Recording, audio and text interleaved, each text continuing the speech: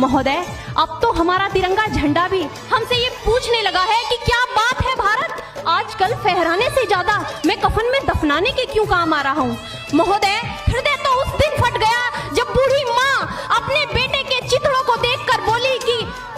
साहब, आप तो भर्ती में 1 इंच भी कम नहीं लेते, मैं आधा शरीर कैसे ले लूं। महोदय, आज इन मानवाधिकारों के कारण इन आतंकियों के बंगलों की आकाओं की नागफनी हंसती है और शहीद हुए हमारे जवानों के आंगन की तुलसी रोती है। जब एक शहीद हुए जवान की विधवा की वेदना चीख चीख कर ये कहती है कि प्यार भी भरपूर गया, मांग का सिंदूर गया, नन्हे नौनिहालों की लंगोटियां चली गई, छोटी छोटी बेटियों की चोटियां चली गई और आपके लिए तो एक आदमी मरा है साहब, मेरे घर की तो रोटियां ही चली गई। महोदय,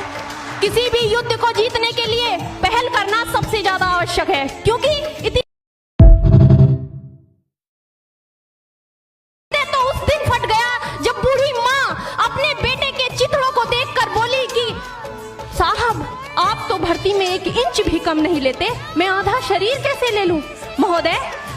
आज इन मानवाधिकारों के कारण इन आतंकियों के बंगलों की आकाओं की नागफनी हंसती है और शहीद हुए हमारे जवानों के आंगन की तुलसी रोती है। जब एक शहीद हुए जवान की विधवा की वेदना चीख चीख कर ये कहती है कि प्यार भी भरपूर गया, मांग का सिंदूर गया, नन्हे नौनिहालों की लंगोटियां चली गई, छोटी छोटी बेटियों की चोटियां चली गई और आपके लिए तो एक आदमी मरा है साहब, मेरे घर की तो रोटियां ही चली गई। महोदय,